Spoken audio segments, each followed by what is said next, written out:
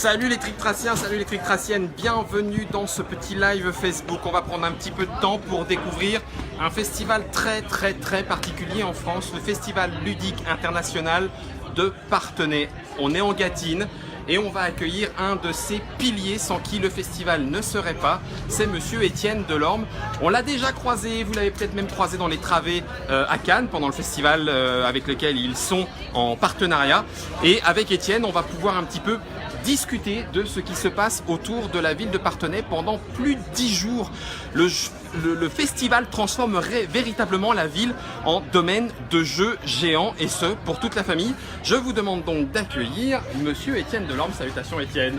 Bonjour Guillaume, ça va? Ouais, Alors, bravo. Alors on est encore en début de festival malgré tout, ça se voit à deux choses, l'ouverture des yeux de Étienne et la voix et les cordes vocales. Étienne, je sais qu'à chaque fois tu termines sur les rotules, 2 sans cordes vocales et tu te reposes après pendant une semaine. Là comment ça se passe pour l'instant? Écoute, là tu l'entends à mon timbre, on a fait la moitié de l'événement, j'ai encore un peu de voix cette année, je suis plutôt content.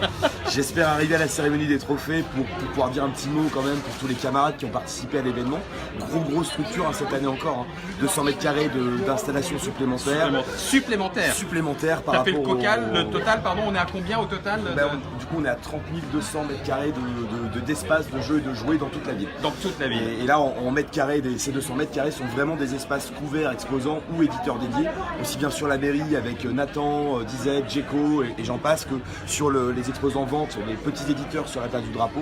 C'est beaucoup de demandes cette année, on a quand même refusé encore 20 éditeurs malgré tout. Il y a eu des refus. Il y a eu des refus malheureusement, parce que la place n'est pas extensible et puis parce que les comptes structures aussi font qu'à un moment donné, il faut garder un système viable et gratuit pour le public sans tomber dans des excès de coûts pour les partenaires. Ouais.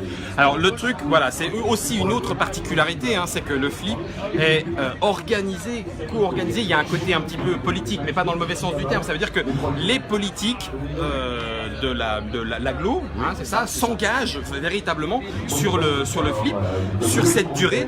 On a fêté les 30 ans du flip, donc c'est quand même une institution quasiment. Vous continuez de défendre envers et contre tout un flip qui dure comme ça sur 10, 15 jours. Ah oui, c'est 12 jours de manifestation en accès libre et gratuit pour le public, avec effectivement parfois quelques petites parties payantes de différents partenaires qui ont besoin d'égaliser un peu leur solde à la fin de l'événement. Mais dans l'ensemble, c'est plus de 99% de la manifestation gratuite et c'est vraiment une volonté des élus communautaires et de l'équipe du service des jeux. Donc je sais que Étienne, du coup, bataille tous les ans parce que comme d'habitude, il faut faire gaffe aux coupes dans le budget, il faut réussir à trouver des bénévoles. Alors quand je dis bénévoles, c'est qu'il y a tout un panel de gens qui sont là pour animer. Il n'y a pas seulement ceux qui sont dans les rues, ceux qui sont sur des monocycles, ceux qui sont pour faire des petits défilés, il y a ceux qui animent dans les tentes, c'est proposé aussi aux éditeurs. Et tout ça, c'est vous qui le gérez. Vous êtes combien en équipe à gérer et organiser? Nous, en propre, on est 2 coordinateurs, 3 personnes sur l'accueil, 7 managers pour encadrer nos équipes et 94 animateurs recrutés en contrat de vacation de la collectivité et qui agissent sur toute la ville. C'est pas bénévole, c'est contractuellement. Contractuellement. Après, on a quelques bénévoles qui viennent en renfort et qui souvent se font jour un peu au dernier moment parce que c'est des projets professionnels qui sont derrière ou des projets de découverte professionnels. Et donc, on a par exemple cette année 2 bénévoles qui nous accompagnent dans la poursuite de leurs études et de leurs projets.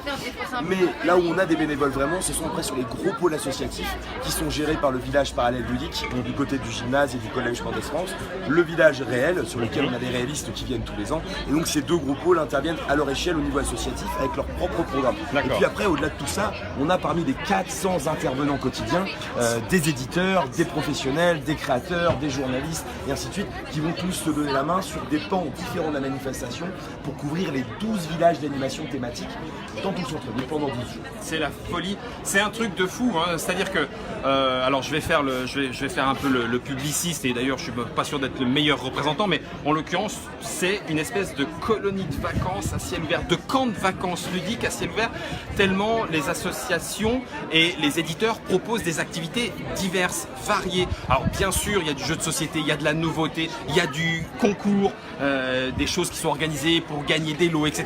Mais il y a aussi des activités de plein air, il y a du sable, il y a du volley, il y a du château gonflable. Enfin, vous avez essayé du troll ball, exactement, merci Germain. Vous avez essayé de garder à chaque fois la totalité des activités ludiques pour en faire cette espèce de camp de vacances. C'est ça, nous on parle plus de destination de vacances famille, au sens où on veut conserver cet esprit festival. On ne veut pas tomber uniquement dans le relationnel professionnel, on veut que tout le monde y trouve sa place, à la fois sur un événement famille pour le grand public, ce qui les amène à découvrir progressivement des niveaux différents de jeux en fonction de leurs envies et du développement cognitif de leurs enfants ou de la famille, et puis aux professionnels évidemment de trouver un temps long sur lequel ils vont pouvoir se faire plaisir, rencontrer les autres professionnels, voir le public tester leurs jeux, prendre le temps de découvrir des lieux éphémères qu'on n'a vraiment pas partout, et ainsi de suite, et ainsi de suite. Et c'est toutes ces énergies positives qui font que ça fait un véritable événement à ciel ouvert et donc une destination vacances famille. C'est ça, en l'occurrence ça va très très bien, et dans Parthenay, pour Parthenay, c'est un moment très important. Ces lieux éphémères permettent de remplir des espaces anciennement, des espaces commerciaux et tout. Bref, on peut vraiment incarner en tant qu'éditeur un lieu pour pouvoir le décorer, le mettre en place, faire, je pense à Gigamic ou d'autres, Seeders en a fait aussi. On prend des lieux comme ça, il y a eu à la sortie des éléments décorés avec de la toile d'araignée et du sang de zombie, en veux-tu, en voilà. Bref, des endroits où on passe comme ça. Tierce Lieu avait fait aussi un café loup-garou éphémère. Donc des endroits où on peut vivre le jeu en plus autrement.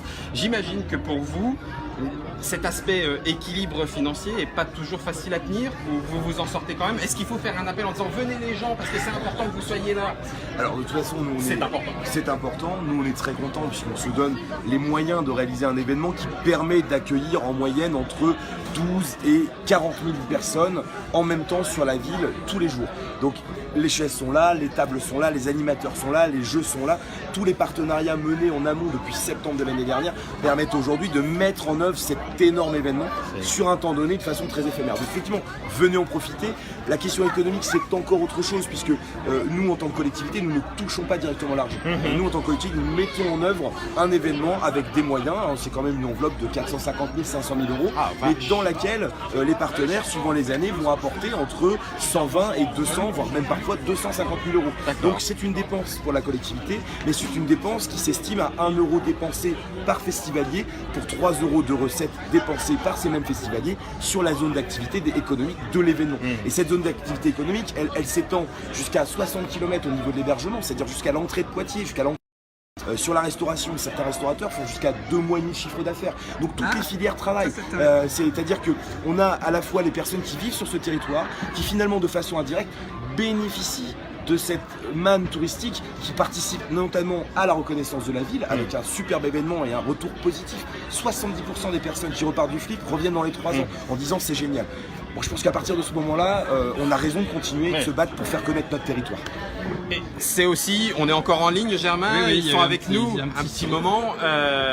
C'est aussi pour ça que du coup la Trick Track Télé, alors c'est vrai que Fall y est venu, Mobs était aussi membre du jury, je le suis également, j'ai cet honneur là et tout, mais c'est vrai que la Trick Track Télé voulait vous donner à voir cet élément là, en commençant par Étienne, même si Étienne n'est pas tout seul, hein, tu l'as dit tout à l'heure, il y a une équipe derrière. On voulait vous montrer et on va essayer de vous montrer. On a des petits soucis de téléphone, voilà. Ça y est, t'es revenu à l'endroit? Ça penche, je ne sais pas si on est à l'endroit, c'est très étonnant. Ne vous inquiétez pas, ça fait partie de la flouterie Trick Track autour de ça. Forcément, on est en live, hein, donc on va faire avec le live comme d'habitude. C'est pour ça qu'on voulait commencer avec Étienne pour continuer tout au long de ces quelques jours à vous montrer ce qui va se passer et ce qu'elle flippe. On est là je vais mettre 2 billets et là allez, on est à peu près les gens. On se retrouve dans quelques instants et sur un autre lieu et peut-être même avec d'autres personnes. Merci beaucoup Étienne. Mais de rien, merci à toi Guillaume, merci à Trick Track d'être là. Avec grand plaisir. Moi aussi. Continuez bien. Passez un beau festival et surtout, venez jouer. Venez jouer. Je ne sais pas pourquoi ça s'est retourné, désolé les gens, on va arranger ça.